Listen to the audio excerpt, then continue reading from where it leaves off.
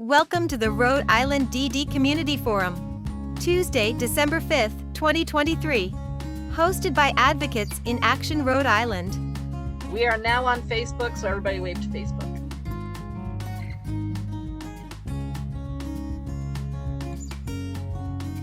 I'm going to start, kick things off while you keep doing the promote to panelists. So hi, everybody. Welcome. I'm Deb Advocates in Action. No, that's not me. I'm Deb Kenai from Advocates in Action. And I'm going to give you a little bit of housekeeping. You're at the quarterly Rhode Island DD Community Forum. I'm going to just give you a few little ins and outs about the meeting. One is that as you come in, we're promoting you to a panelist because we set this up as a webinar so we could use the question and answer feature. But when we do that, we can't see your face. If some people are saying they don't want to be promoted to a panelist, that's fine, but you won't be able to talk. So when there's question and answers, if you want to do that, then let us know. This is being recorded and will be available on the division's website and on our website. And we will have an edited version that has all the questions highlighted in an index, so you can go to those, and we'll have the raw version there too, the unedited, so you'll be able to see this afterwards. Excuse me. It's being live streamed on Facebook. Everybody wave to Facebook. Hi, Facebook. It's a little bit of waving there. We also have an ASL interpreter. If anybody needs to use that, there is a button on the bottom that looks like a globe that you can click and then turn on ASL interpretation. If anyone needs help with that, put a message in the chat and let us know. And the other thing is, when it's we're going to have times for questions and answers at the end, and they might take some as we go. And Andrew Whalen, who works for us, is going to facilitate that part and read the questions. But we just ask, when you have questions, please try to put them in the question and answers versus the chat, because they'll get lost in the chat sometimes. And then the other thing is just to be thoughtful of the fact, if you're going to put a bunch of stuff in the chat that some people may not read. So try not to, overuse the chat, because it's kind of exclusive that way. Does that cover everything, you guys? A&A people? Yes, Andrew? Yeah, all right. So then Keith is gonna do some introductions here, our president. Hello, my name is Keith Wilcox. I'm president of Advocates in Action. And it's a good thing to do these meetings, DD community forums, to get answers about the DD system, and just want to welcome everybody and turn it over to Kevin Savage, the director. Hey, thank you, President Wilcox. I appreciate the introduction. Kevin. And we'll get started.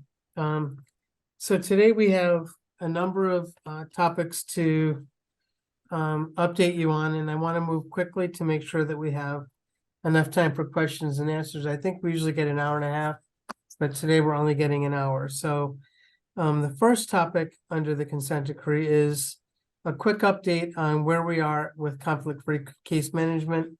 And Brenda Duhamel is going to give us an update on that. Sure. Hi, good afternoon, everyone. I wanted to remind everyone that the best place to get updated information is to go to the EOHHS CFCM website, which we keep updated with all the latest information and documents and timelines, etc. There's also some questions and answers that get put up there. So it's a great place to keep going back to get newest information. We did have a stakeholder meeting this past Friday. And so we will put those slides up on the website, and several people have asked questions. And so we're doing a question and answers document as well that will be on the website as well. We have another stakeholder meeting planned for December 14th. I think that's a Thursday, and that'll be from 9 to 10 in the morning. If you go to that website that I spoke about, you can register through the link that'll be on the website. I encourage as many of you as possible to listen in, keep up with what's going on, and ask questions there as well. At the last stakeholder meeting, we did talk a little bit about the what gets documented in our system around the person-centered plan and some information about the training that we're planning for the new conflict-free case managers that the state will put on. So that's what's the latest information that's up on the website for you. Okay, thanks, Brenda. Any questions for Brenda? Great. Okay.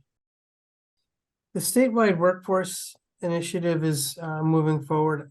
I'm sure most of you know, but for the benefit of those who don't, this initiative really was a brainchild of the court and the court monitor.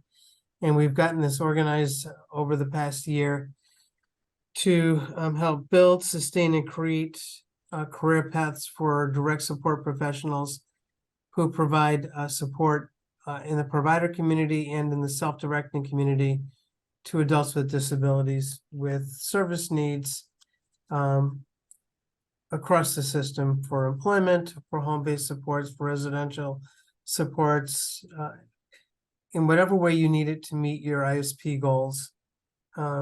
Building the workforce to be able to do that in a way that's sustained so that you know that when you need service providers, they're there for you. And from the service provider point of view, the worker point of view, that it's a career. So it's worth sticking with the job, worth staying with the organization or with the person who's employing you, because there's a career path in developing this as your chosen career. And so that's really what the statewide workforce initiative is about. We actually did a presentation at the NASD's conference down in Virginia last month, and it went well. We had a lot of questions that people asked us about what we're doing here, had the opportunity to listen to what people are doing around the country, which was exciting. But I think what we're doing is just as exciting as what everyone else is doing. And it's very significant that we're targeting what we're working on, breaking it down into manageable pieces, getting the work accomplished in work groups, being overseen by the council, and moving this whole process forward. There's always a lot of information on the website for people to see, and the hub for people, and we can get information out on that. I don't want to bog us down too much in the details, but just want you to know that there is a workforce initiative out there that's working to continuously build up the DSP workforce and sustain it so that workers are available to people with disabilities. And I'll certainly happily answer questions about that at the end. Next topic is on goods and services. And Jackie Cameloni is going to give us an update on the efforts that we've been making on better defining goods and services for people to access.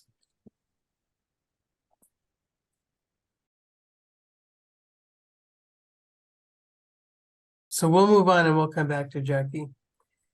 Tracy Levesque, can you give us an update on the SIS changes in the tier letter? Sure, absolutely.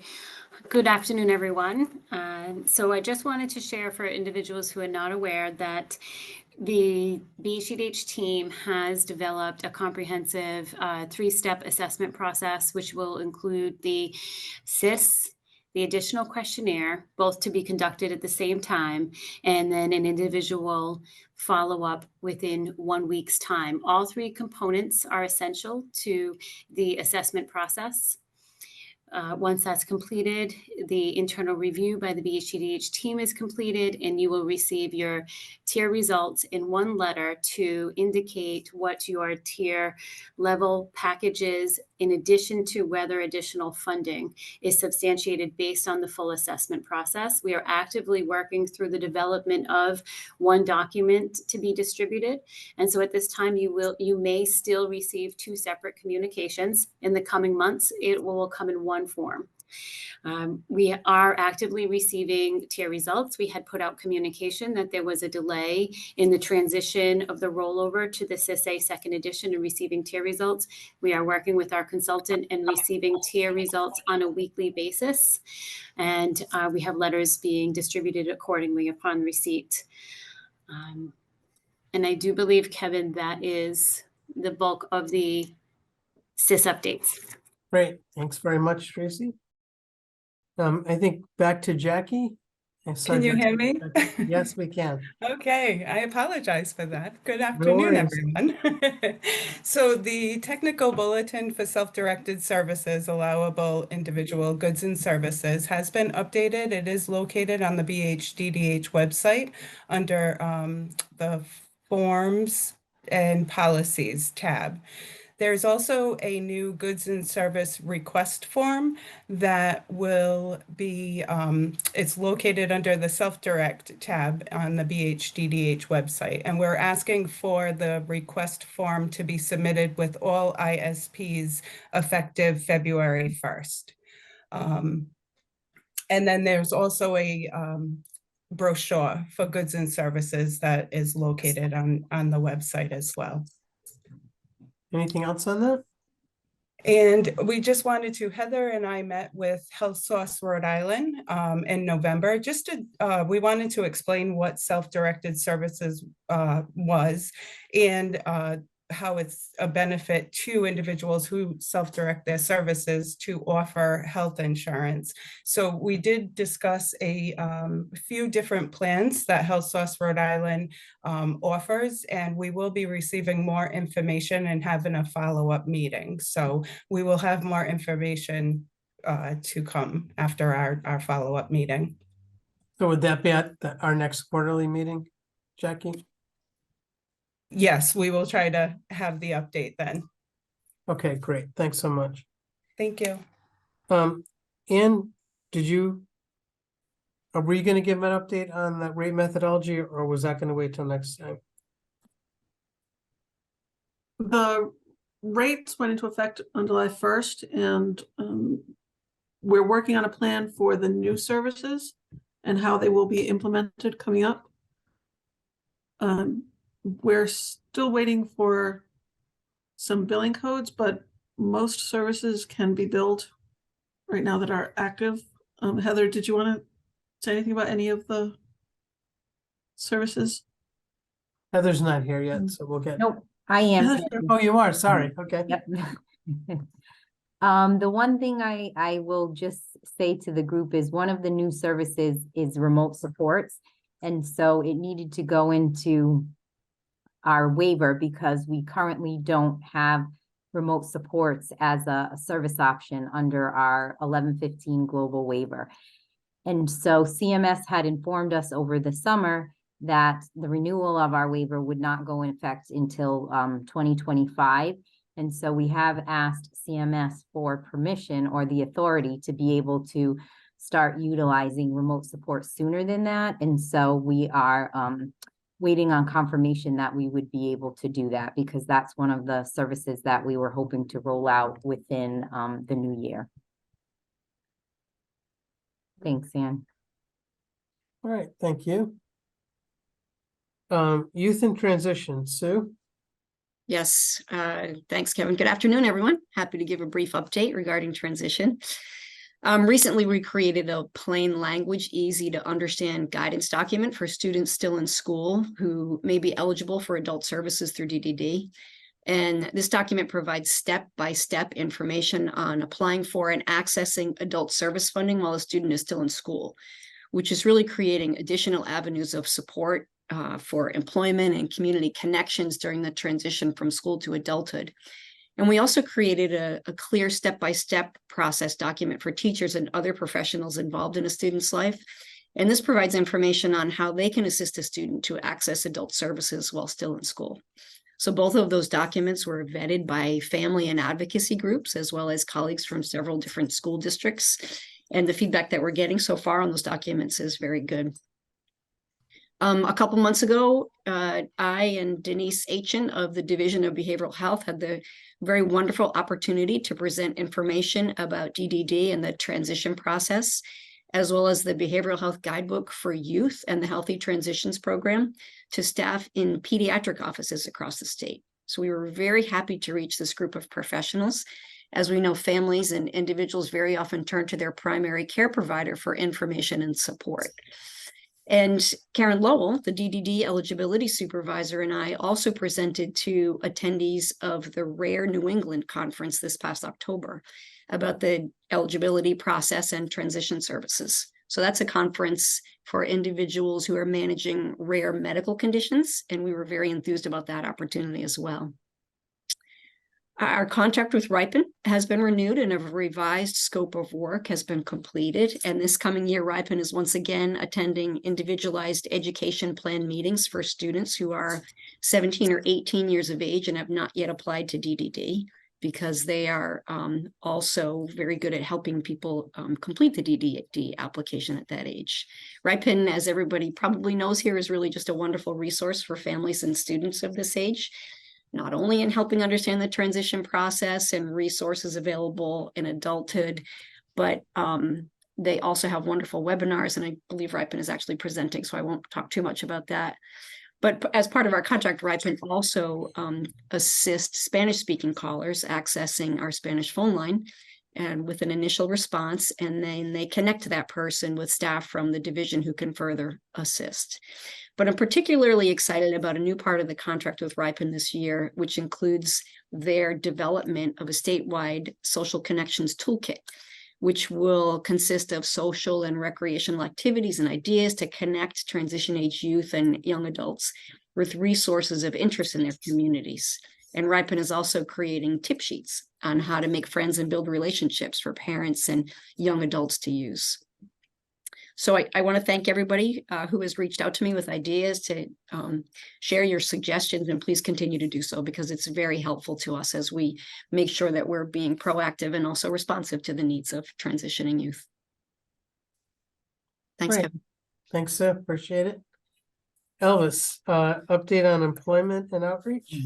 Yes, I'm happy to report that yesterday in the afternoon, I had a meeting with Charlene Martinez, which is the owner of Sincere Multi-Service.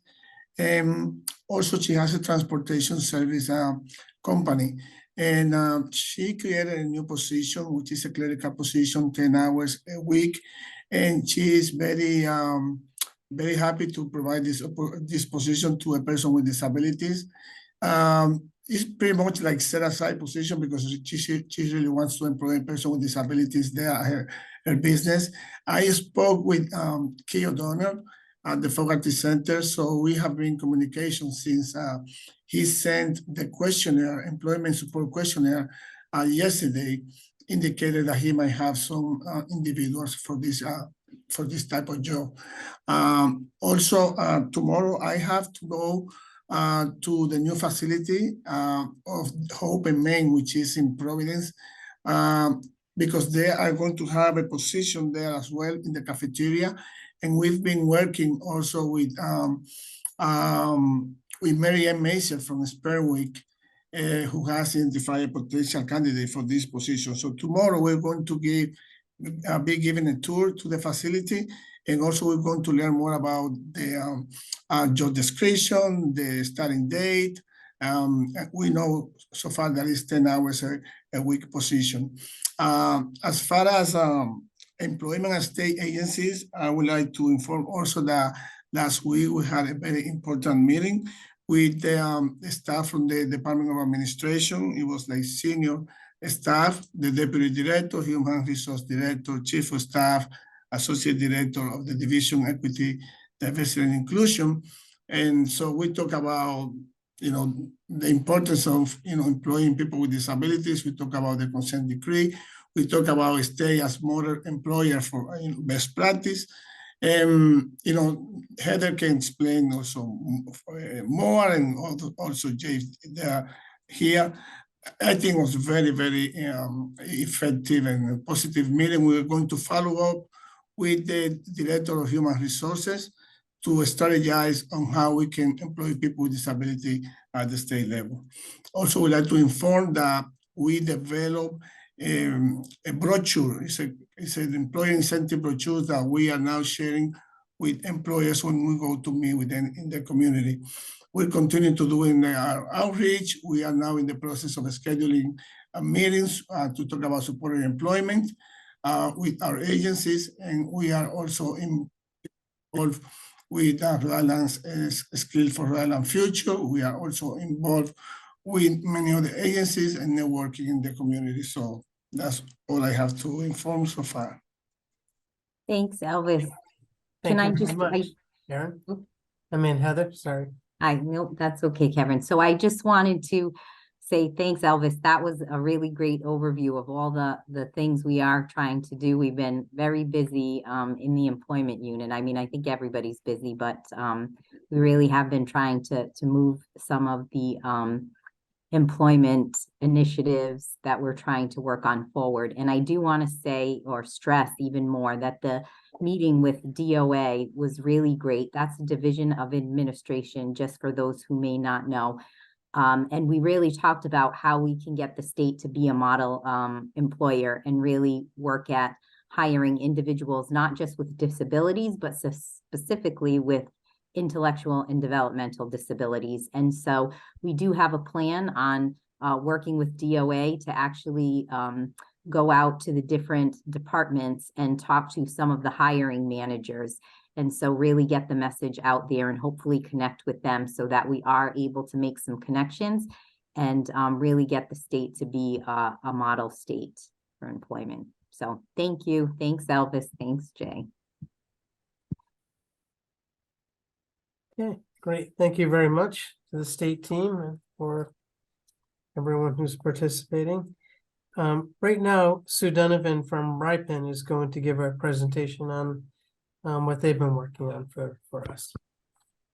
Hi, thank you, Kevin. And I want to thank Sue Hayward for doing such a nice job talking about the work that we do with her unit, working with folks that are still in high school and families as they're transitioning into adult services. Today, I'd like to give an update on another program at RIPEN called our self-directed support program at RIPEN. In the chat, I just threw a little picture of the upcoming live webinars for 2024, but let me do a quick little recap. The last time we met was back in September, and we had just had our first webinar, Employment Supports, which was very well attended. And since then, we've added 4 more webinars to our list this fall. We interviewed the Sherlock Center and reviewed all of the resources that they have available for folks that are self-directing and how to tap into that. We did an overview of what self-directed services, what it is, what is that service delivery model. We interviewed 3 of the support brokers in the state of Rhode Island and talked about the services that they provide for folks that are self-directing their services. And most recently, last week, we had a great turnout for the supports intensity scale presentation that Donna Standish from BHDDH did, which was very well attended. So when you look at the webinars from August till now, there were 5 of them, and we're happy to say we had 452 participants in those. What's nice about those live webinars is we were able to record those along with our ASL interpreting in the recording, and they've since had an additional 450 views online. So that makes us really happy because that's more people seeing the information, sharing, getting the information and sharing the information. Last time we got together, I was talking about the outreach campaign that RIPEN is doing with the telephone, a telephone campaign where we have a list of approximately 780 self-directed folks who we don't have an email address for. So we're not sure if they're online, if they're able to use that type of technology at home or not, but we do have their phone numbers. So we've been calling them, and we're about 200 into that list, and we've had a lot of great conversations with a lot of great people who are really excited to talk to us. And I want to share what the top 5 things are that people are really asking for and really want more of. Number 1, and this truly came in number 1, better, more, and enhanced communication, and all communication. So communication from the state, communication from our providers, right? Our fiscal intermediaries, consumer communication, communication with our workforce. So folks are looking for more information in different ways. The second that came in, the number 2 runner-up was social events and recreation. So Sue Hayward, we're on the right track. I'm glad that we've been working so closely on this particular project of identifying and building this toolkit, because the calls are in, and that's what folks are asking for. So that's really exciting. The third was staffing, and finding staff, training staff, retaining staff. Can I hire family as staff? Anything to do with staffing. Next is transportation. And after that, independent living options. And then after that, employment services and or volunteer opportunities. We've come to the realization, over the past couple months, a lot of folks that had volunteer opportunities before the pandemic, some of those went away. Some of those opportunities don't exist anymore. So I think we have to be a little creative, and we have to, put on our investigator hat and kind of pound the pavement a little bit and look for new opportunities, or maybe create some new volunteer opportunities that maybe we're interested in. So more of that to come. And then lastly, dating and relationships. That's really important to our consumers, and we wanted to make sure that we shared that today with you folks. I did put a poster in the chat, and I also sent it along to Deb and Michelle at Advocates in Action, just in case you can't see it in the chat. I do want to share what we've got on the horizon. Oh, thank you so much. I can't even tell you. So we've got a few things coming on the horizon for our live webinar recordings that we're going to be presenting. As you can see, on January 30th, we're going to have a community information session with the Sherlock Center. We've got benefits planning and work incentives that will be presented. On February 27th, community connections. I'm really excited about this because several of you consumers who are on the call today, and some of you parents, have been asking about these types of resources, getting folks together, and community connections will do just that. We're on the February 27th, we'll offer an online community of practice for consumers, family members, and professionals. So on that date, we will provide a Zoom platform, and we'll do a breakout session for those 3 different groups of folks. We'll have a facilitator and a recorder in each room so that we can brainstorm and discuss what we want our community connections to look like, right? It's great to be able to make friends, to share resources, to have a network, to get rid of that isolation so that we can find out what's going on in Northern Rhode Island or South County or East Bay, identify activities, and connect with people that we have things in common with. So we're really excited about that. I do expect that the community connections will turn into a hybrid of in-person and virtual meetings. But it'll really be driven by the folks that come together and share that information. On March 5th, the fiscal intermediary panel, who are they? What do they do? How and when do I connect with them?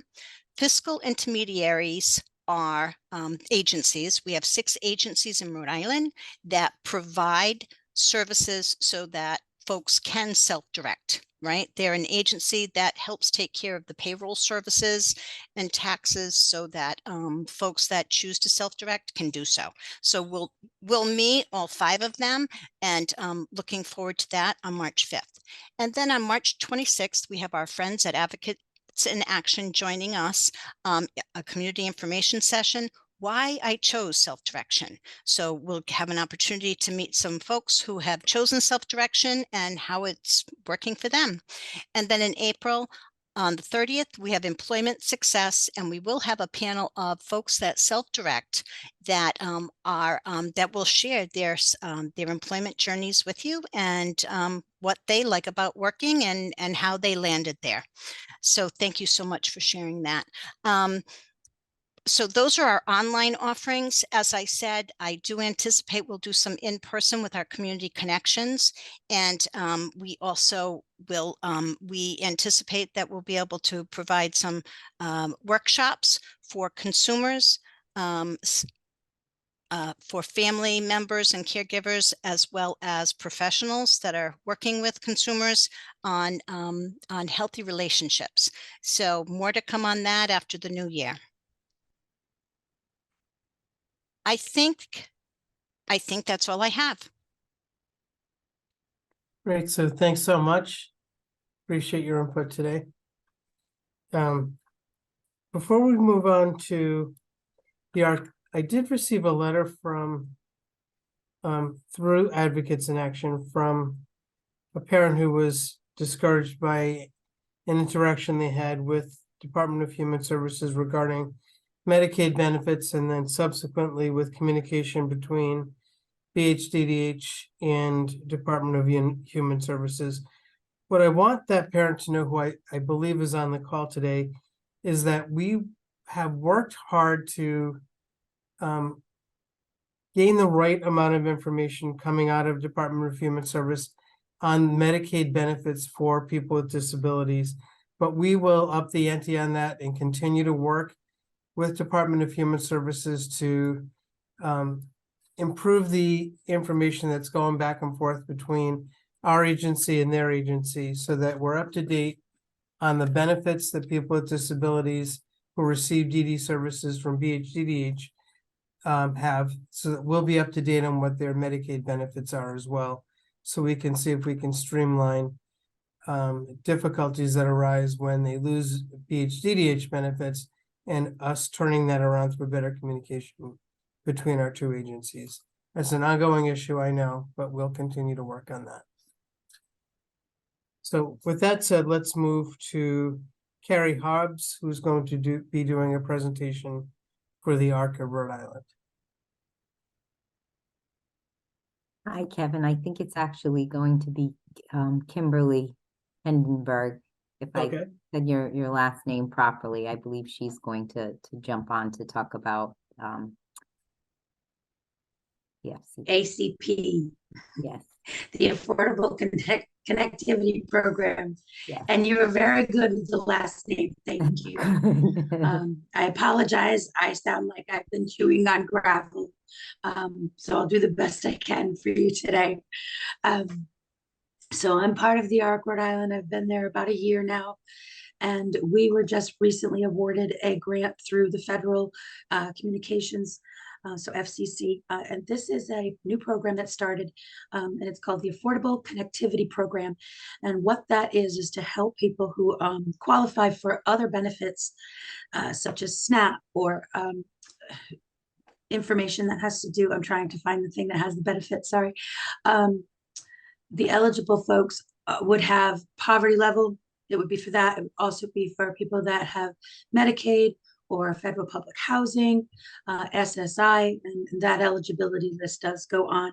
But the program offers a way for these folks to access for less money with their internet providers. So they're able to get their bills paid almost in full. Some of the benefits that they have, and let me go back to this, I apologize. Here we have. Kimberly, would you like want us to share the flyer that you sent? It would be lovely, yes. Okay, Because right. I keep trying to jump back between that and the other. Thank you. So the flyer that she's about to put on screen for everybody really goes into detail on what the benefits are, who's eligible, and how the program works. So what you're looking at here is that if you meet any one of these eligibility requirements, you'll be able to earn up to a $30 discount on your internet service. more so depending on if your household is on tribal lands. And they also have a discount of a one-time purchase of computers or tablets to help these folks get connected. And the process couldn't be easier. If you look at this flyer, you see there are in fact 2 steps. You go on to the FCC's website to do the enrollment. As part of the ARC, what we're doing is some outreach programs to help people access that if they don't have their own equipment already. So we'll be reaching out to places like libraries and other community venues so people can sign up. And then the next thing that they do is they just have to contact their internet providers to make sure that the program is essentially turned on, right? So we've already had one success story. This woman applied and she got her very first bill. She's now paying $2 for her internet and website information through her provider that she already had, with new equipment that's fully loaded with USB ports. And, you know, she said she just couldn't be happier with the outcome and the ease of being able to enroll in this program. So our goal is to get out to as many places as we can throughout the state of Rhode Island and really just get the word out and help folks apply. The grant was awarded to all of the ARC's state offices and a handful of other sub offices of those locations. So we're really honored and we're really excited to get out there and get all of these people signed up as soon as possible, because this program, you know, you get connected, you need the connectivity. Susan from Ripon was talking about that they want the communication, you know, so this is how we make sure everybody can get that connectivity. So. Right, Kim, thank you very much. You're welcome. There was a question for you, Kim, if you want it now. Andrew, can you read the question in the? Sure. Came from Melanie Spardella and to the host and panelists and said, are you working with ATAP and ATAL? I'm not certain what those letters actually stand for, so my answer is going to be no. But I do know that the FCC is the host of this program. They were the ones that were granted the federal funding, and that they've dispersed that out to more than just our organization, the ARC. And this is a national campaign that's being funded through the FCC. I do also have a link that we can share that has the frequently asked questions through the FCC's website. I'll put that into the chat box so everybody can take a look at that as well, because this is a new program to us and being rolled out by them. So there are still some questions, but that one I haven't had asked yet. So, but perhaps it's in that as well. So I'll put that in the chat in just a minute. Any other questions? Any other comments? I have one about the ACP and I have to look up the facts, so I'll send this to you, Kimberly, and we can put it in the recording. But at this, well, there's the ACP, the government also offered like that $30. There's another way that people can qualify to get that $30 covered if they're receiving some benefits. So I gotta look it up, but it was like it was through it was a pandemic related thing, but I think it's still there. So yes, that was one of the things that did come up as part of our training for this program, is that questions about whether or not, how do we know when this program will come to an end? Because some of those benefits did after the pandemic ended. Certain programs that were out there, we know across the board, had come to an end. And according to the woman through the FCC, they don't foresee that being the case. They look that this looks like it's going to be continued without an end date, as long as they can still continue to get funding, you know, based for it. But it doesn't look like they're planning on changing this benefit anytime soon. So that's a really good thing too. So hopefully we can share more success stories with you, and I won't be sounding like I have a frog in my throat. Almost everyone in Rhode Island is sick. I apologize though. I just want to mention that the Small Business Association sponsored an event for small businesses on Saturday, August 25th, but a number of businesses owned by adults with disabilities were present there. Over 30, I believe, if that's correct. I think Jay was there. Excellent event. People had a lot of fun and spent a lot of money. So, I don't know if anyone on the call is here that would like to speak about it, but really great event and certainly worth plugging for people to think about for next year. Yeah, I'll speak up. So Alton Stuckey, who's my foster son, this is probably his 4th year attending and selling his artwork and his calendars. And every year, he gets a lot of good connections because he does stuff outside of the small business, doing people's personal portraits and stuff. And so it brings him some pretty good business for a hot minute. But he really enjoys it. And I think the social piece is so important for some of the folks that we support. So yeah, so it was very successful. There was a lot of people there, and it was really great. Great, yeah, thanks. Yes, a writer was working hard, and certainly a lot of people were. I mean, it was a very, very busy day. It was great to see people. It's a good way for them to market too, but some of the, I know with Alton, you know, he's a little shy. And then he'll, when he opens up, forget it, there's no turning around. I said to him, other customers are coming, like, keep it short. Hi, bye, thank you, buy the calendar, keep moving. But, so I think incorporating to the different ways of payment is new for some of our folks, right? And so cash is always king, right? But when they don't, and they only have a card, so this year, his earnings from last year, he had to invest in one of those little, whatever you call them. I don't even know what it is called, but you know, that little white thing where you put the credit card. And also to purchase an iPad so he can do that. And I said, listen, you should have applied for the technology fund because we had to use all your money for this. That's it. But it's a good way, again, to teach them different options for payment for folks, because everything is cash. Do you have $1? You know, he'll say 25 cents. I'm like, no, people don't even carry coins anymore. But it's a good opportunity all the way around for a lot of reasons, you know. But I think the biggest piece is the social, which I think they look forward to after a nice Thanksgiving. And so, yeah, I really, really enjoy that. They do a great job. That was great. Yeah.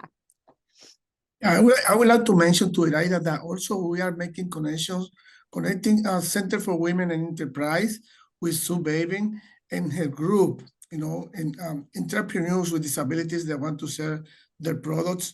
So we have been able to secure like 2 tables free of charge at the Center for Women and Enterprise when they have the community fairs. So if any vendors wants to contact me and they are interested, we already have that connection so that they can sell their products there. Oh, well, thank you. Yeah, that's good. Yeah, we've worked with them, with some of our clients for business. So yeah, that's great. Thank you. Right. You had said that he should have applied for the technology fund. So just people could still apply it, that just to make that common knowledge, it's still open, right, Kev? I mean, it's still open, right? Yeah. Thank you for that. But you must not know Alton. That kid. Actually, I know Alton from years ago, so I hear you, but tell him, so tell him not to him be so stubborn. Absolutely, very stubborn. So yes, but yeah, we need to do that because it took a lot. It took a lot for him to what do you say, loosen the purse strings to purchase what he needed. But I was like, listen, got to do it. So, but anyway, so now it's just teaching him how to use it since I just learned. But yeah, you're right. We might have to go to the tech fund so that he could use his other monies for something else. So, but thanks for sharing. Anyone else? Any other questions? Any other comments? Any other things people would like other people to know about? There are 2 questions. Yeah, there's 2 in the questions and answers. So Andrew, do you see those? Yes, I do. I'm looking at them right now. Okay, thank you. And they're both from Ann Peters. The first thing she asked is, could the critical info on conflict-free case management be posted both to the DDD site as well as EOHS to make it easier to keep up with frequent news? And the second is to Brenda directly. Can updates on conflict-free management be sent both to EOHS and the DDD site so that folks won't miss critical updates?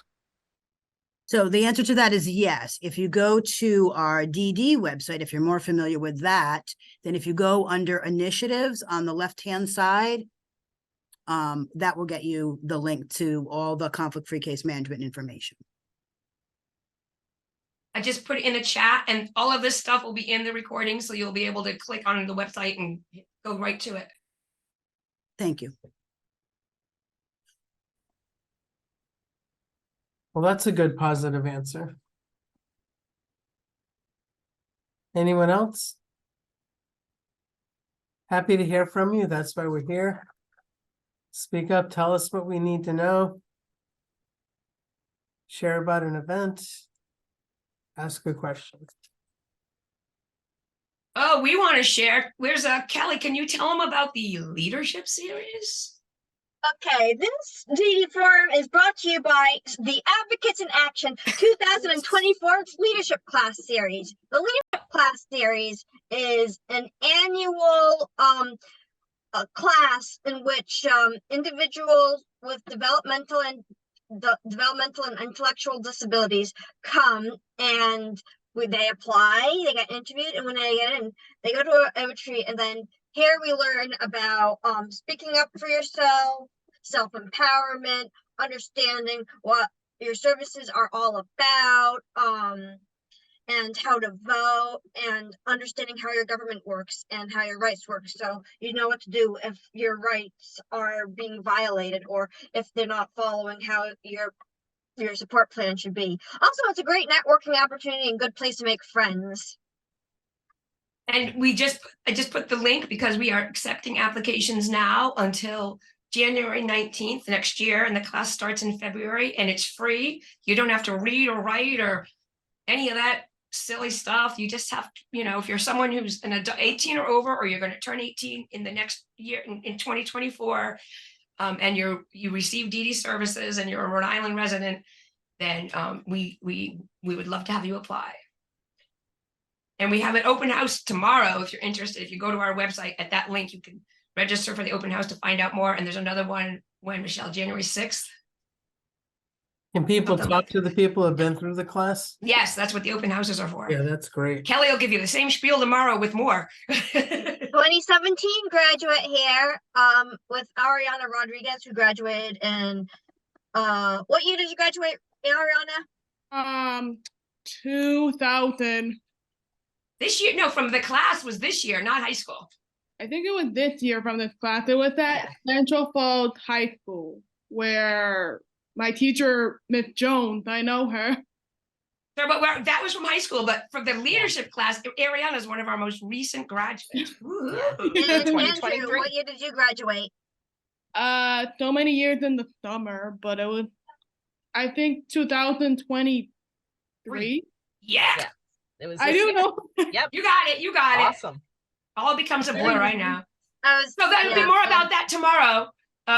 But there's another question there. If Andrew wants to get that next question, or if anybody has I'm questions. here. There are actually two things in the Q&A, which I will read them both. The first is from an anonymous attendee, and it asks Kevin when the technology fund started. Says he upgraded his cell phone and their tablet. And if it wasn't last February, it was the February before, and that they'd like to talk to you about it. Okay, people can talk to me about it. When is the date that it started? Can Heather tell us that? Sorry, I couldn't get off mute. With the first with the first transition. It was in May. Right? It was in May of 2022. And so the other thing that I will say is you really need to submit a request. That's the process that we go through, is people submit a request to the different tech funds. We have rounds quarterly, and because we need to make sure people are requesting things, and we're approving what those purchases are prior to people just going out purchasing something that may not get approved. But anyway, if you want to, feel free to give me a call. My number is 462-0581. We have on our website, and I'll put that in the chat, we have a little video that we made to help explain how to complete the tech fund request form for the divisions, in case that's helpful. Okay. And was there another question, Andrew? Yes. There is one, it's more of a comment from Ann Peters. Says applause to CPNRI, who recently shared news of a person with a disability being hired as a caregiver. Great way to use talents and experience. Okay, thanks for sharing that. Andrew, could you read the thing from Jay also? It's in the chat, not the question and answers. Or is it from Jay? No, from Kimberly about the event they're holding. Kimberly Hedenberg said, we are holding a live event tomorrow for the ACP at the Cranston Library. And I think she provided the web link for that in the chat as well. There's another one in there, Andrew, and there's also a comment in the questions and answers. The first is from Lisa Palmacchio. She says, it's not a question, can't post in chat, just a thank you to all of us. And finally, there's something there from Vince Ruvolo.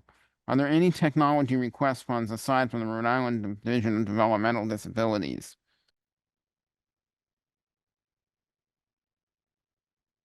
Does anyone know of any besides DD Tech Fund?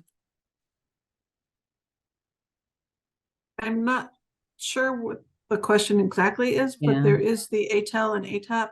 Maybe next time we could ask them to come. Can you and tell us present. what those stand for too? Because somebody, yeah. I don't remember. ATAP is the Accessible Dan, this is Technology Melanie. Assistance Project. This Oh, is hi, this Melanie. is Melanie. So I was the ATAP ATEL director up until last year, so I can tell you. So ATAP is the Assistive Technology Access Partnership. It's in every state. It's a federally funded grant that is like almost like a library loan system. So it allows, if they have technology to loan on a short-term basis. It's the ultimate goal is to provide like a gap in, say somebody their technology breaks, they can borrow it or try it to see if it's something they want to purchase long term. So that's ATAP. They do other things like training and technical assistance. And then the other part of it is adaptive, not the other part of it, it's another program, but they kind of intertwine a little bit. It's the Adaptive Telephone Equipment Loan Program. And you get little fees taken out of your cell phone and your phone. And some of that goes towards this program. And this provides individuals that have deaf, hard of hearing, or neuromuscular communication disorders the ability to get either a landline or a like an iPad or a cell phone. And then that's why I had asked about the program through ARC, because I actually just emailed Denise Corson, who runs the ATEL program. So she's going to connect with, I'm forgetting your name. You had a cool last name, but she's going to connect. Yeah, she's going to connect with that. I sent her the flyer. So. Oh, thank you. Yeah, so I sent her the flyer. So she's going to connect with you while you guys are on. So Wonderful. those two programs, people underutilized, but they're very knowledgeable. The agencies that are, for ATAP is Ocean State Center for Independent Living, ORS, we have a branch of it, East Bay Educational Collaborative, and Tech Access. Those are the partners. So that's it. And I sent it in the chat somewhere. I put ATEL. I put the web link. So Thanks, Melanie. All right, thank you very much. That's very helpful. sorry, that was a hat for me for 7 years, so I can just blurt it out. Yeah. We are at time. So unless there's someone who has one last pressing thing to say, we will call the meeting. Thank you very much for your participation, for your questions, for Advocates in Action. Thanks for your leadership as always. We appreciate it. And have great holidays, everybody. And we'll see you next year. Happy holidays and Happy New Year.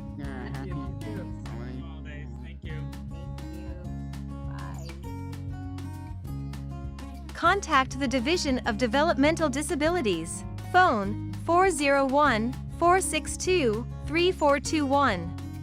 Para dejar un mensaje en español, 401-462-3014. Email bhddh.askdd@bhddh.ri.gov. You can watch this recording again and find out more about the topics that were discussed at www.advocatesinaction.org/DD Community Forums.